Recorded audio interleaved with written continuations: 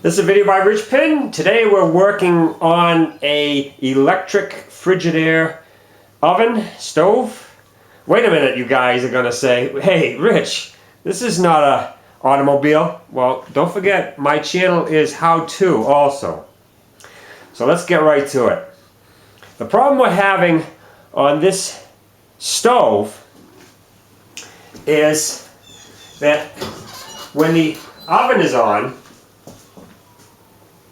the top burner is only working, not the bottom one. So we got to figure out what the problem is.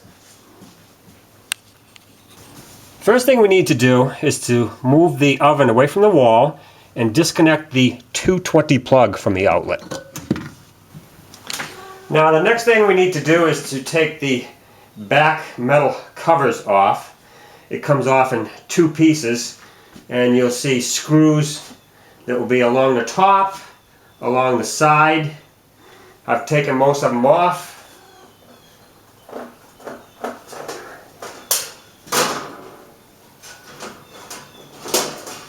This is the top one.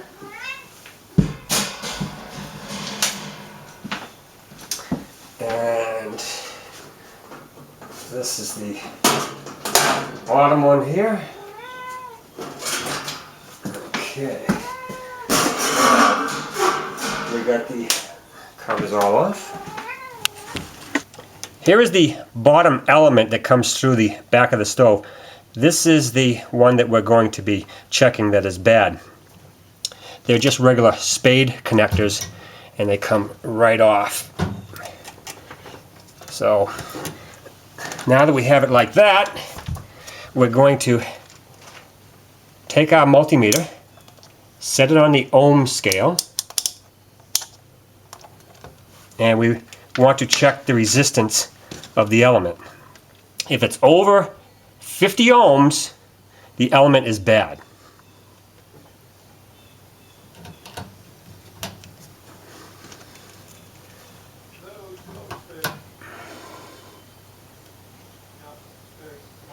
You can see this element's in good condition. If it was very high, there'd be too much resistance, the element would be bad. And of course, if it was at 1 where we started, it'd be infinite resistance, and that would be bad. So we know the element is good. Now the way these ovens work as far as voltage goes is the two leads that go down to the element both run 120 volts. So the next thing we're going to do is to check for voltage that goes down to the leads.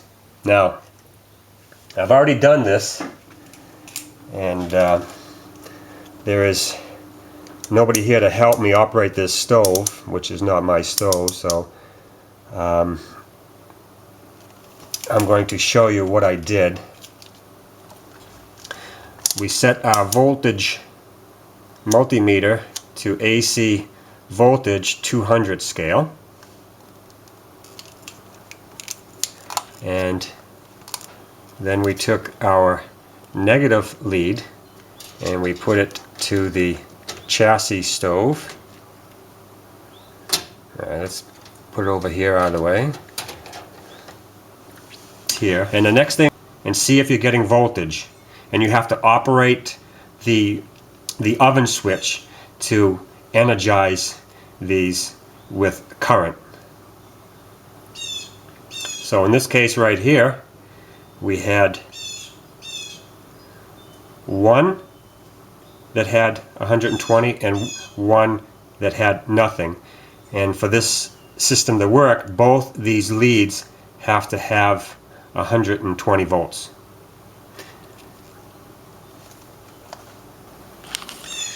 Now as soon as you check those leads, unplug the electrical connector from the wall again.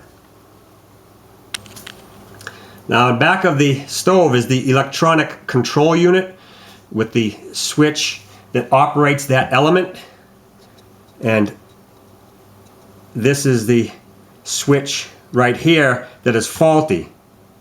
Here is the switch for the identical element, which is the upper element. Now that one was working properly. It had current on both leads. This one did not. But the problem with this is you can't just unplug this switch. You have to replace this whole unit right here. So that's what we're going to do today.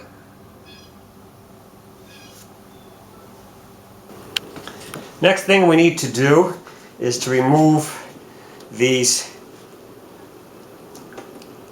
pieces right here, the control knobs, from the front of the stove.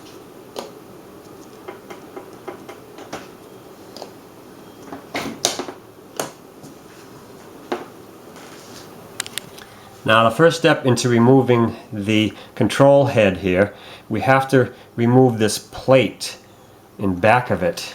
And we got one Phillips screw there, one here, one here,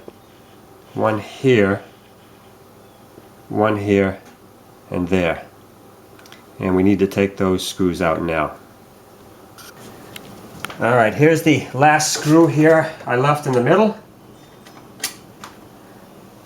Remove that, and there should be nothing holding the unit in.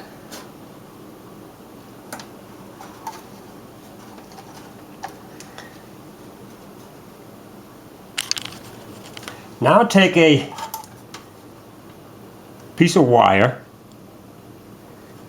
and one of the screws up here on the top, you can put the wire in, and right where the screw hole goes into the metal piece,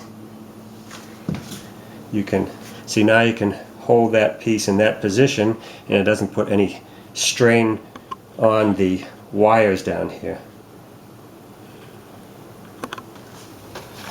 Next thing we need to do before we take the control head off, these little buttons right here, we need to get those out of there. They're a little bit difficult to get out. I'm going to use a small block of wood, about what, ½ an inch, and then some angled needle nose pliers. And we're going to get right underneath the head of it. Just like, let's see, well, I'm in the way here. I'll do this so you can see it.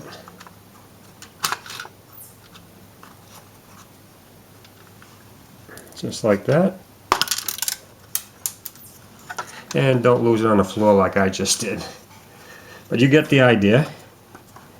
Get underneath the head just like that. And out you'll come. And we need to take all those out now and transfer them over to our new control head.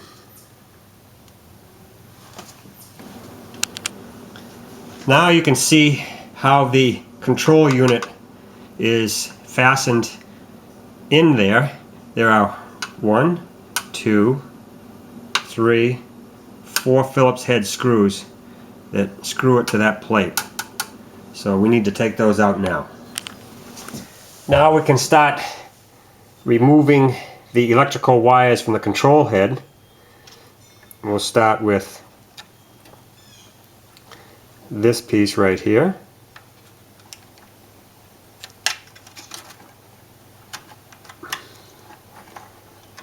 And what we'll do is we will disconnect one wire at a time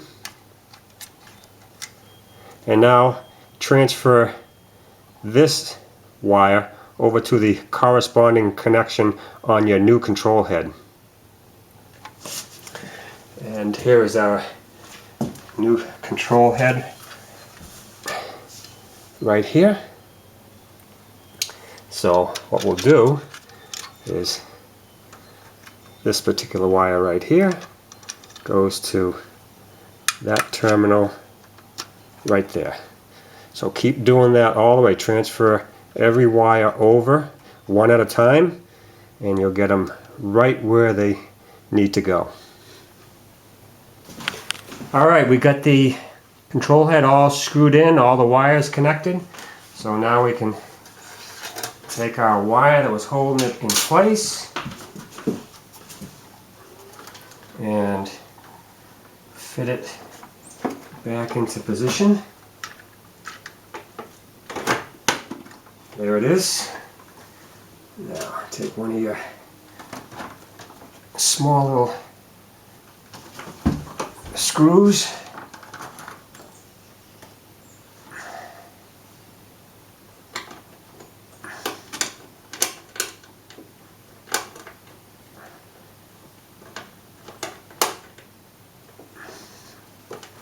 Okay, now all we have to do is put those 6 screws back into position. Now we have to put the control knobs back on. They only go on one way. You'll see a groove in the shaft right here. And then if you look closely at the knob, you'll see a little nib right there, and that will go right in the groove. Just like that. So now we have to put all the control knobs back on. Okay, here we are. You can see that the bottom element now is glowing, which it wasn't before. So what we did up top was the fix. So that's all there is to fixing your electric oven.